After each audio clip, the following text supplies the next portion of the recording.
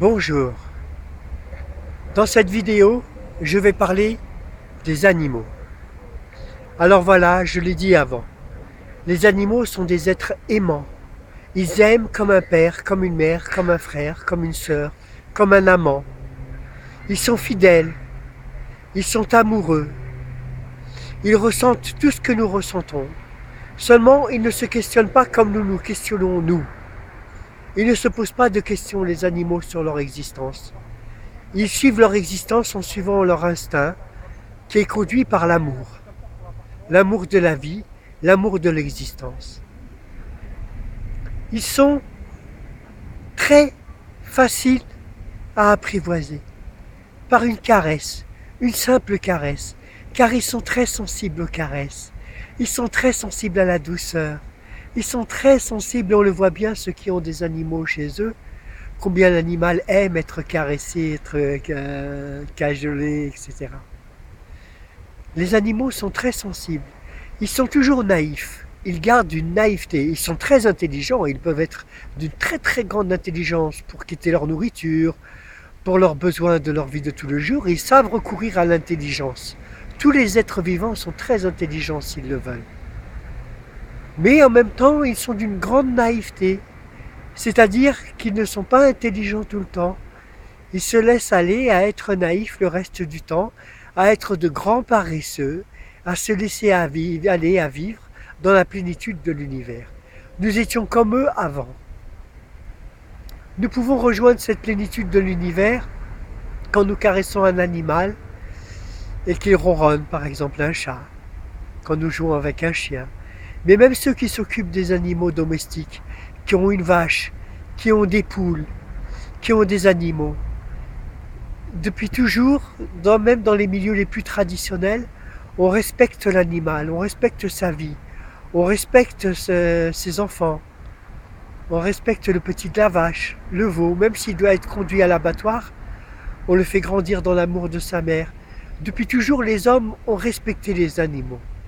Il ne faut pas, parce que nous sommes venus à une époque de grande consommation, que ce respect se perde. Il faut que la société moderne tienne compte de ce respect animal. Il ne s'agit pas de dire si l'animal est sensible. L'animal est sensible. Il est très sensible, comme nous sommes sensibles. Il est amoureux. Moi je dis plus que ça, il est amoureux. Il connaît l'amour. Alors voilà, il y a beaucoup de choses à faire dans ce monde, mais les animaux font partie de nous. Nous pouvons tous les apprivoiser. Le temps est venu où l'enfant jouera avec le serpent. Et d'ailleurs, c'est déjà venu, il y a des gens qui ont des serpents chez eux, qui les caressent, et le serpent, il s'apprivoise. Il s'attache au maître. Tous les animaux sont comme ça. Et pour eux, vous êtes l'incarnation de Dieu sur terre. Celui qui incarne leur providence, la providence de la vie, la providence de la nourriture, la providence de toutes choses, parce que tu es l'être qui lui garantit ce que la nature lui garantissait. Dernière chose que je voudrais dire sur le monde des animaux. Je disais que la providence existe. Et bien, dans le monde des animaux, quand ton cœur est conduit par l'amour, tu finis par trouver ta nourriture. Tu utilises toute ton intelligence, tu utilises tout ton savoir, mais au bout du bout, tu finiras par trouver ta nourriture.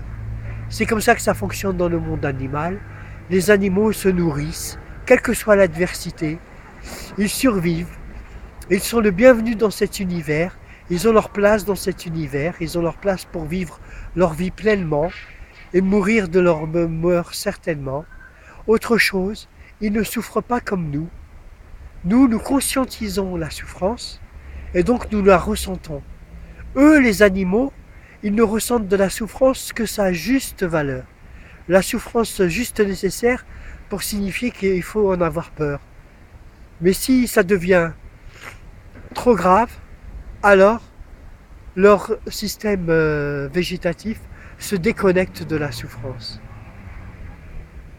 Je sais cela, pas parce que je suis illuminé, parce que quand j'étais petit, je me suis noyé, et au moment où je me débattais, je voyais des bulles sortir de mon corps, j'ai ressenti d'un seul coup un grand calme intérieur, et j'étais déconnecté de tout, et je voyais mon corps se débattre tout seul dans la mer et donner le coup de rein salvateur qui m'a fait relever à la surface. J'ai ce souvenir-là. Je sais que quand la souffrance est inutile, qu'elle ne sert plus à rien, alors notre corps se déconnecte de la souffrance. Je le sais par expérience. Et je sais les 99% de ce que je dis par l'expérience de vie. J'ai beaucoup été aux côtés des hommes. J'ai beaucoup été vers l'homme. J'ai beaucoup vécu. Et j'ai une sagesse de 1000 ans. Voilà. Alors les animaux font partie de notre univers. Nous faisons partie du leur. Si nous savons nous y prendre avec eux, alors ils nous sont acquis. Ils sont aimants. Il faut faire attention à eux. Il faut respecter leur naïveté. Il faut respecter leur candeur, leur très grande pudeur. Il faut voir en eux des histoires d'amour qui se tressent quand ils sont dans la saison des amours. Il faut voir vraiment comme on voit pour nous, nous pouvons voir comme pour eux. Voilà, je vous remercie. C'était le chapitre des animaux. Merci.